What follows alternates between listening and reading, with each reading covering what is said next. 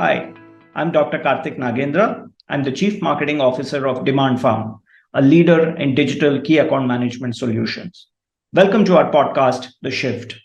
It is a thought leadership podcast which focuses on bringing together sales and marketing leaders from across the world to share their perspectives around the future of key account management. In today's fast-paced and highly competitive business landscape, organizations are continually seeking innovative ways to engage and convert their most valuable accounts. Account-based marketing has emerged as a very powerful strategy that enables companies to focus their marketing efforts on specific key accounts, drive personalized and meaningful interactions through them. However, the rapid digitization of business processes and the evolving consumer behavior, ABM has also undergone a significant transformation over the last few years. So how has ABM adapted to the digital world? What strategies, technologies, and best practices can empower organizations to achieve exceptional results through their ABM campaigns?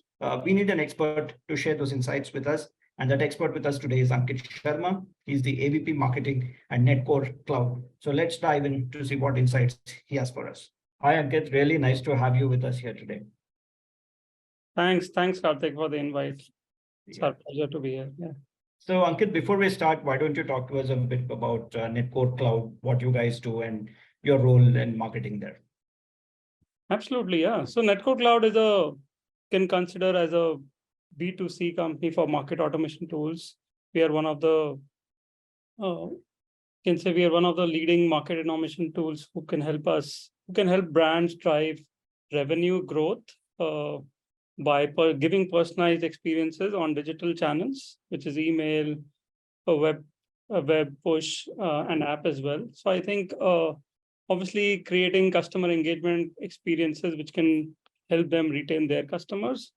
And it has been 25 years for Netcore and working in 40 countries. So I think it's a great company, great B2B martech company, and one of the only companies who is profitable right now and bootstrapped. So it is like no VC funding till now, which makes it a very incredible story as well. Yeah.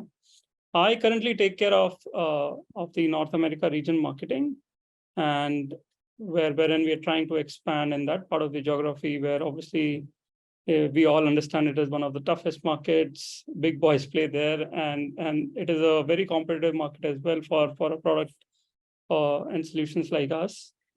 I've been trying to obviously expand that market with our marketing strategy there, and it has been 3 to 4 years. With Netcore, it has been a 3.5 years journey till now, and trying to obviously learn, understand the market better, and experiments and see how we can scale that. Yeah. Thank you for that. You very interestingly said, the big boys play there.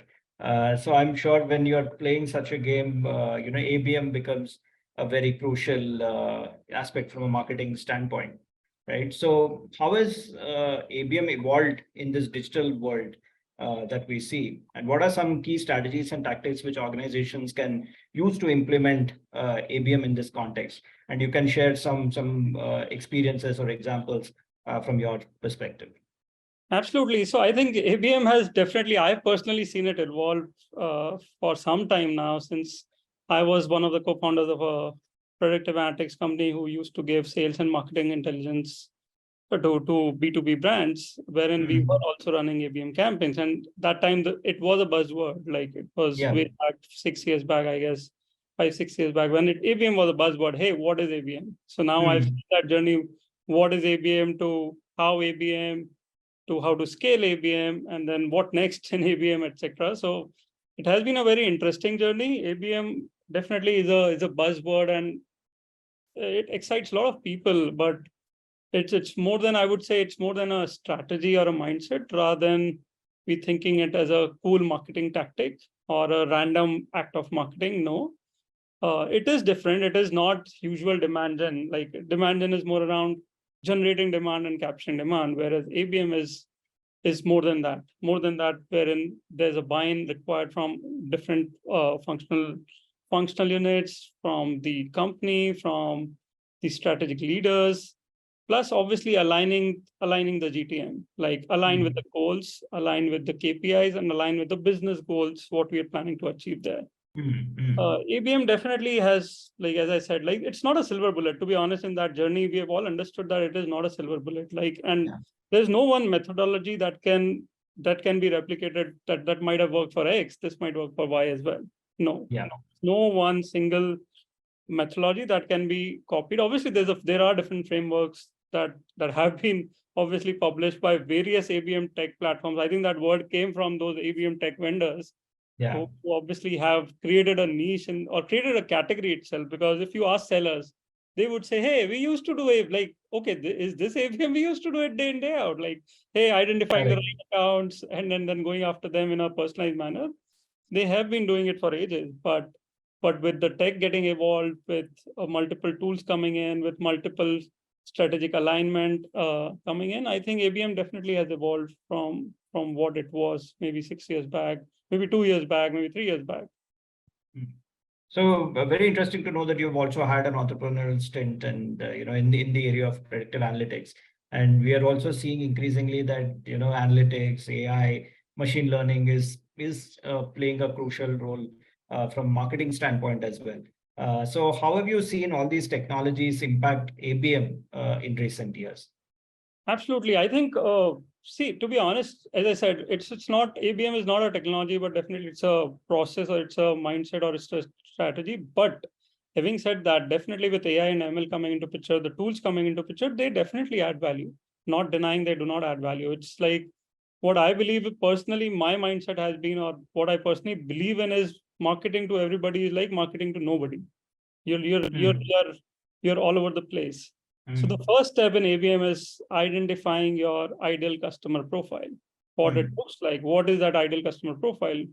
And that needs to be defined first. Before even starting anything, before even investing or even thinking about ABM, that is definitely the first step. Once that is defined, and that can also, the ideal ICP can also be built through some of the tech platforms, like understanding the tech stack, understanding the firmographics, understanding some of the other intent signals as well. I think ICP can be defined. So definitely tools help there. But the next step after identification of the ICP is, how do we start ABM, right? Which is identifying the right accounts from the ICP to run that ABM approach, whether it can be one-to-one ABM, one-to-few ABM, one-to-many ABM, which we say programmatic ABM, or ABM always on, something on those. And there are some cool words. But the first part, as I said, is to identify the right set of accounts in each of those methods that we are types of ABM that we are talking about, one-to-one, one-to-few, or one-to-many. And how do we choose that? And that's where the AI and ML comes into picture. So the first part is obviously to identify the right accounts. To identify them, we need to first understand or prioritize those accounts, like maybe 50 accounts, choosing 50 to 75 accounts in a one-to-one ABM. But how do I choose those 75 accounts? Obviously, it depends on account prioritization. And how account prioritization? Hey, we need to identify accounts who have engaged with us in maybe last 90 days. Hey, these are also the accounts who fit in our ICP based on firmographics, technographics, intent. Hey, these are also the accounts who are showing some intent on third-party websites. Hey, these are also the accounts who have been registering for our webinar. They have been opening our emails. They have been attending, consuming our content. They've been downloading our assets. All these things combined make a good set of accounts that we need to identify, and that makes like a fit score. Hey, this is the right fit account. And that fit scores come from an accumulation of all these activities that I talked about, which can, in a very simple word, and any market automation can give a lead scoring or an account score. And that can happen through AI and ML, where the AI and ML can help us identify or prioritize those accounts based on the activity that I just spoke about on the other channels, which is engagement data, behavior data, which is the fit data. And definitely that is the first step to do the account prioritization, like which accounts and why. And obviously these have to be aligned with our sales team and sales goals, obviously. So traditionally, when ABM first started, it was predominantly more, customized direct mailing activities which were carried out. And then, pandemic came in and, everything moved into remote. right? So we had remote working, virtual interaction. So I was reading a data from Gartner which says now people choose to have virtual interactions more than actually interacting one-on-one with a salesperson, right? So a lot of things have changed in this digital workplace that we talk about. So what are some specific challenges or opportunities that organizations need to be aware when implementing ABM strategies in this new remote or hybrid environment that we're operating in? Absolutely valid question. There were tools, like obviously great scenarios where challenges started coming in because of the COVID, wherein there were vendors who were saying, hey, we can identify XYZ from XYZ company through our reverse IP lookup model, but they were just the IPs were of the office spaces, which Yeah, they're not operating from, and definitely correct. the match rates went down. The data became deceptive. Nobody trusted tools. That definitely was one of the challenges. Apart from that, multiple challenges in terms of how do we operate. Like maybe like events were not there, the physical events stopped, and events play a very important role in ABM as well, which we can have a separate conversation on. Like it completely helps to design an event strategy along with an ABM strategy. So that went off. Apart from that, it was more of a virtual and digital consumption that happened. But having said that, like the people started consuming more content, right, during that era. And obviously it has opened up. People are working from offices and remote as well. But that time you would have seen like it was a era of good digital consumption of content. So a lot of intent went high, like a lot of intent. People started searching for topics that they were interested in, maybe the platform that they wanted to onboard. They were not ready as per the COVID era, so they wanted to adopt to new technologies and platforms. That definitely gave a boost to tools, but then data also became deceptive, as I talked about some of the use cases here. Mm-hmm. So that was so true because there was suddenly an explosion of content which happened, and I think people also started consuming a lot of content. But right now we also see there is a content fatigue which is coming in, right? So Absolutely. even when you look at events, webinars, on-demand Absolutely. webinars suddenly became the thing, and everyone started doing on-demand webinars. And like you rightly said, an event strategy with a combination of ABM strategy can be a real game changer for a lot of organizations. So, considering this scenario right now, how do you think marketing and delivering that impact for ABM? I think multiple strategies. As I said, like we all need to continue experimenting and see what is working and what is not working. There's no, as I said, no single methodology that can be replicated, or what we have seen in the past, what has worked. And it's more important to fail fast, learn fast, and pivot. Like it's not about that, hey, it's no, it will work. No, we need to identify, we need to give it a time, we need to see whether it is working, we need to pivot as per the new experiments and the strategies, and adopt as well. Like, and then I'll tell you the most important thing that is required in an ABM journey is the alignment with the sales team. It is the in fact the most crucial step. Like sales and marketing alignment, if that doesn't exist, we are not doing ABM. Wherein the sales leader needs to be aware, we have decided as a project who are the right stakeholders, decision makers, influencers. How do we engage them in a hyper personalized manner through content, creatives, multiple tactics, but how we are driving them from one stage to another in a buying journey itself is a beautiful science, which makes ABM very interesting. Why? I'll give you scenarios wherein just assume uh, the call A is done with a call from with one of the ICP accounts. He spoke to a decision maker or an influencer. Post that, what happens? He shares us the notes, what happened on the call. And from a marketer or from an ABM perspective, we see, hey, okay, what was the discussion around? Was he talking more interest in the pricing? Was he more trying to understand how we are known in the space? Like, are we even a known player in the space? Or he was more interested in comparing us against a specific competition, or he was interested in a particular feature of our product. And that's where it starts. So the next messaging or the next communication from a marketing side has to be around the interest area that got discovered during that call. Post that, there's multiple beautiful journey, right? It's like till a PO is signed or till the opportunity is closed, there are multiple stages in the funnel where prove it, negotiation, etc., wherein each stage plays a very crucial role in terms of running ABM playbooks. Giving you an example, if it is in negotiation stage, they've already understood that, okay, they had a need, they needed a vendor, they identified a vendor, we are that vendor, they are still little convinced that, yeah, we are that right vendor to solve their problem. But the last thing is, do they trust us? Hey, have they done this for XYZ companies or other companies like us? And that's the time to showcase your best testimonials out. That's the best time to showcase your success stories out. And then similarly, if just going before one stage before that, it's middle of the funnel. Hey, they're still identifying, they know that there's a problem. They know they need to identify a vendor, but are we the right vendor? Let's inform them. Let's give them some right information around through use cases, through infographics, how we have solved it for others. And then before that, even maybe talking about the white papers, the ebooks, so that building that trust, right? That is important. And in the end, obviously, after negotiation, building that trust is important through testimonials, through reviews.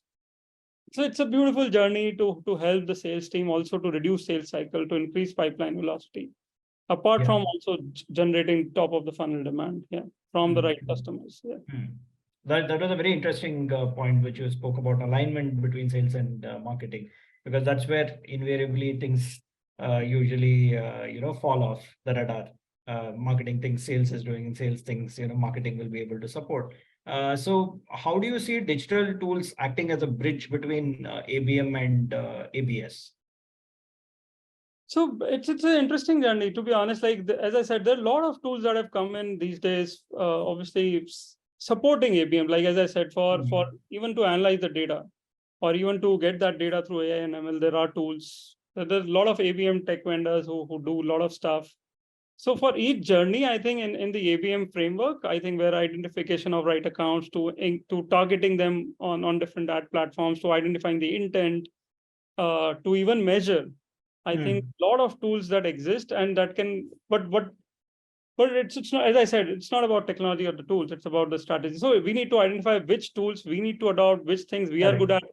We need to look at our own CRM and marketing automation. There's a lot of data and a lot of insights there. Are we equipped as a team to extract that and make some insights out of it? Then we do not need a tool for maybe that category.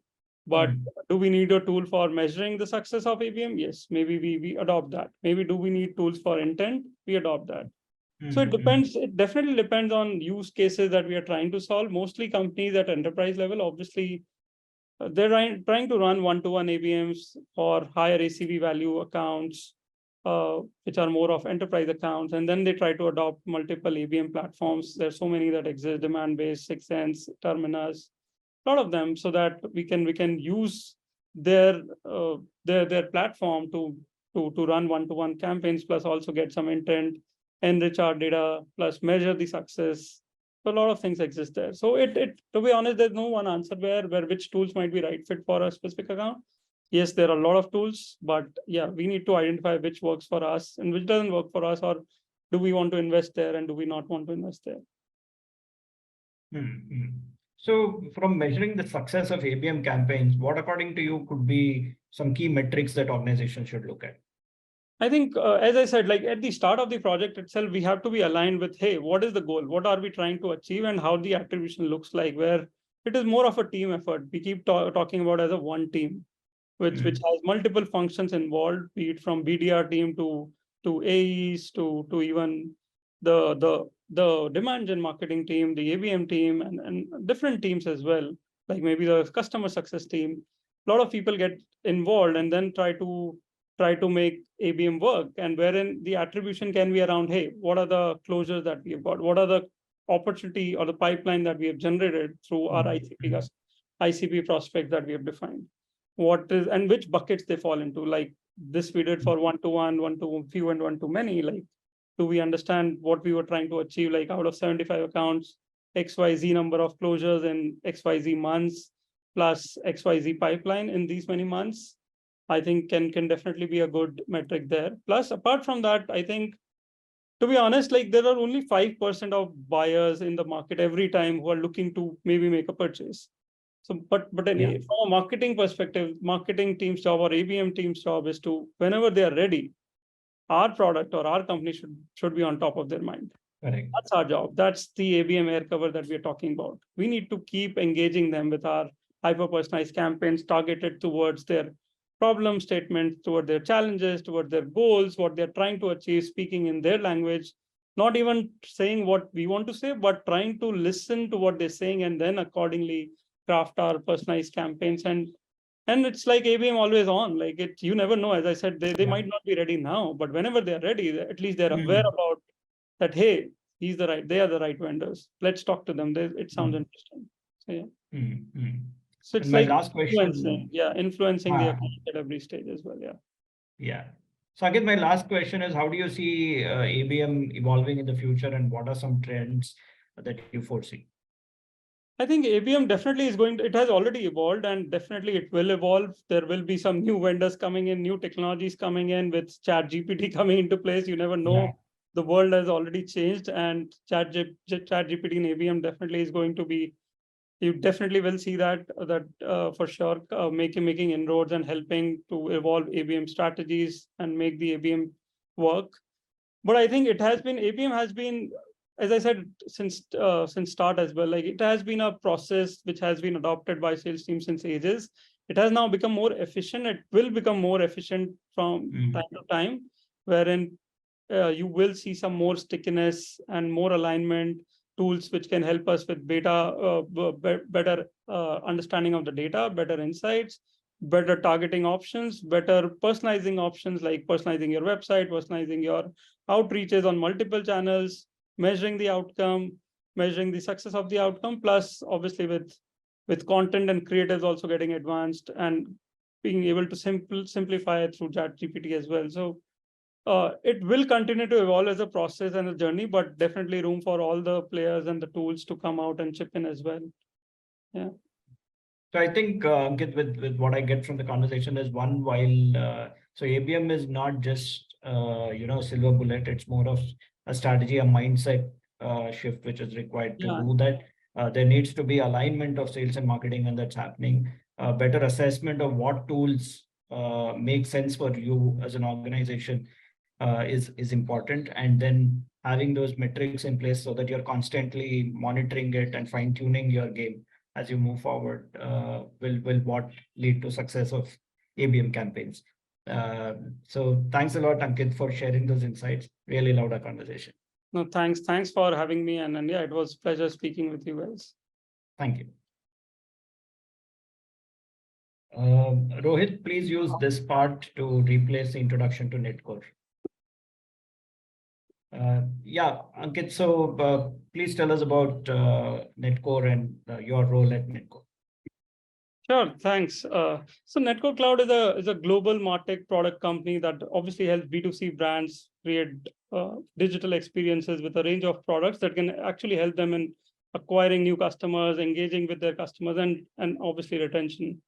The good part is, like, it is the only B2B MarTech company that maybe I'm aware of, which is bootstrapped and is profitable since last 25 years with maybe $100 million plus ARR. So definitely a great marketing tool. You can consider Netcore as like having a marketing assistant by your side, which has superpowers. I would say that way. Very interesting. My role at Netcore, obviously, I take care of the North America region marketing, be it events, ABM, and demand gen activities, trying to grow that market and identify the right GTM which can help us scale. Yeah, it has been close to 3.5 years with Netcore till now. Thank you. For more such insights, best practices, and thought leadership content, visit our website www.demandfarm.com or follow us on LinkedIn and Twitter @DemandFarm.